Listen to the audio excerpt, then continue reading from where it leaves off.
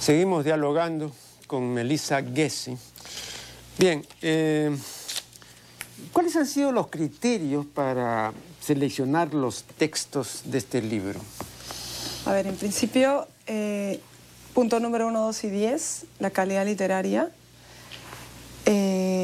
Segundo, es que hayan tratado antes la temática lésbica en la mayoría, casi en el 99%, las chicas convocadas sí habían escrito de temática lésbica y que tengan libro o libros publicados ya.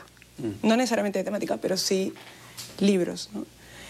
De hecho, la convocatoria llegó hasta 60 y pico chicas y tuvimos que hacer un freno y de ahí tuvimos que tristemente retirar algunas que incluso ya eran parte del libro y se tuvo que retirar porque algunas no cumplían con esos 3 requisitos o porque el libro se hacía una cosa inmensa, ¿no? Esos fueron los 3 criterios, pero la literaria fue bien clara. Tanto Claudia como yo fuimos muy claras en que habían cositas que no nos gustaban, aunque incluso pertenecieran de repente a personas conocidas, ¿no? Muchas de ellas eran feministas o eran activistas y obviamente se disgustaron, ¿no? de haber salido. Pero sí, fuimos bien claras en ese criterio que básicamente nos puso Claudia como académica, ¿no? Ella se esforzó mucho, su mirada la puso mucho más hacia el lado de narrativa y yo más hacia el lado de la poesía, por obvias razones, yo soy poeta. Y luego vino una siguiente mirada de la editorial, cuando ya el libro era de 700 páginas, era un libro inmenso y se tuvo que revisar los criterios, ¿no? Siguieron siendo esos más a la mirada de Álvaro Lazo, ¿no? del editor y todo, que decidieron algunas cosas. El editor Antonio Flores también fue muy minucioso en decidir entre los 3 al final, ¿no? Además, aquí se dice, si no me equivoco, que el hecho de escribir un texto de temática lésbica no significa que la autora es lesbiana. Ah, no, para nada. Sí, no, pero quiero decir lo siguiente. Cuando yo leí La muerte en Venecia de Thomas Mann, que es un caso de homosexualidad, ¿no? El enamoramiento de un joven, Tazio. Entonces Visconti lo llevó al cine esto y lo hizo muy bien, que es rarísimo, pues dificilísimo es que llevar una obra de ficción al cine, ¿no?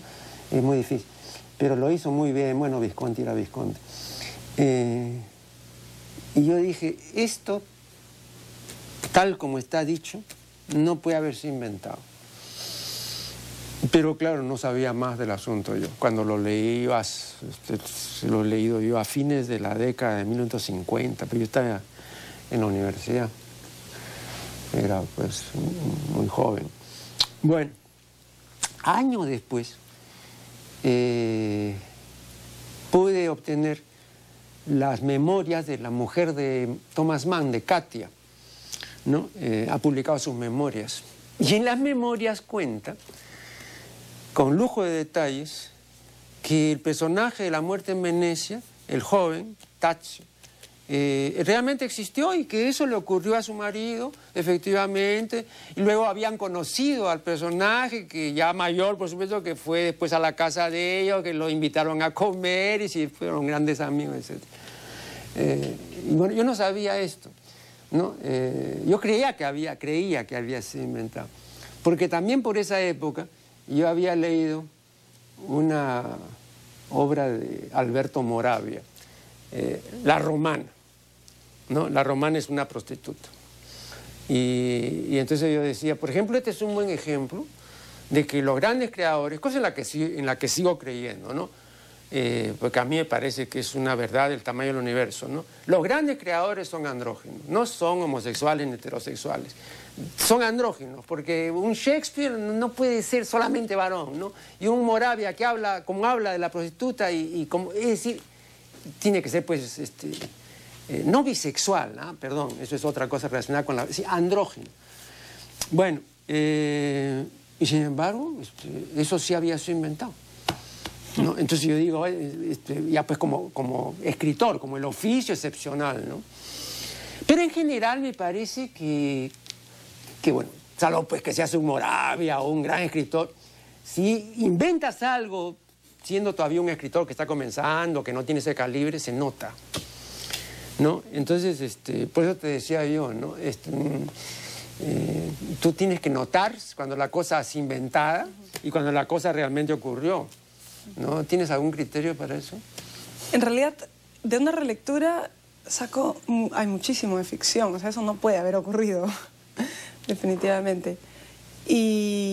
¿Pero te refieres a qué? ¿A la trama, a los acontecimientos sí. o a todo el conjunto? A ver, para empezar, cuando nosotras lanzamos el criterio de selección, fue muy claro que sea hombre, mujer, heterosexual, bisexual, lo que quieras, si tu texto y tú cumplías con las 3 pautas, estabas dentro, ¿no?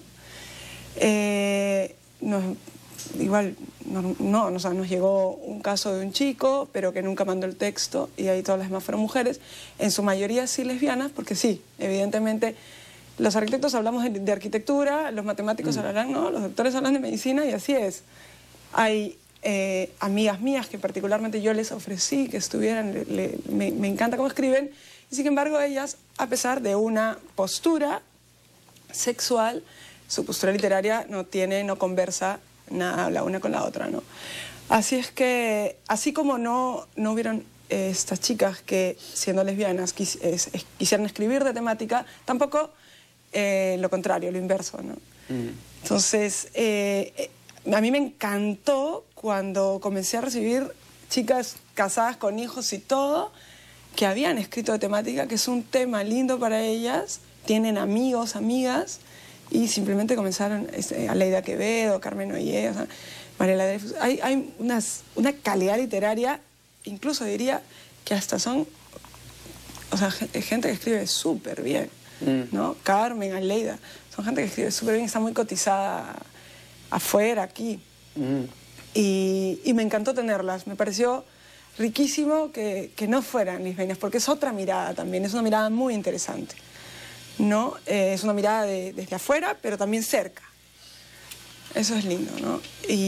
Pero sí, o sea, reconozco que hay muchos textos ficción y también muchos del cotidiano, ¿no? A ver, para ilustrar a la teleaudiencia, ¿cómo es desde afuera y también cerca? O sea, una mujer como Carmen tiene una suerte de amigas, unas cuantas amigas, o una mujer como Aleida, que está rodeada de amigos gays y todo, siendo ella absolutamente heterosexual y teniendo su vida heterosexual. Y eso es, para mí, estar cerca, sin estar dentro, me refiero, sin serlo, sin vivir la esencia de lo que significa, y lo entienden clarísimo, casi lo viven, pues, ¿no? Es muy real para ellos. Y es muy lindo, me gustó mucho eso, y eso fue una recomendación de May Rivas, a quien estoy muy agradecida, del Centro Cultural de España, quien me dijo: Meli, sería muy importante que no te fijes en la opción, sino que te fijes en que cualquier persona puede ver la temática. Y no solamente eso es... Yo no creo que cualquier persona. No, yo no creo que... Hay que tener ciertas... O sea, para ciertos temas y para ciertas opciones hay que tener ciertas condiciones. Sí, sí, y sensibilidad también, ¿no? Sí, claro que sí. Y además es una gama de temas dentro de la temática lésbica. O sea, en realidad hay cuentos que a mí me encanta que tocan la temática, pero recontra, como si no fuera un tema, y es la vida cotidiana de una persona que adolescente y qué tal, y de pronto al final, la última línea, resulta que era de temática lésbica, ¿no? Eso es muy interesante, porque estás invitando al heterosexual que no sabe, le estás susurrando un poco: oye, mira, esto existe, ¿no? Es muy suave, ¿no? No es nada vulgar y tosco, como que también hay otros temas, hay otros relatos, cuentos que sí son, como usted decía, ¿no? Superficiales y bruscos, ¿no?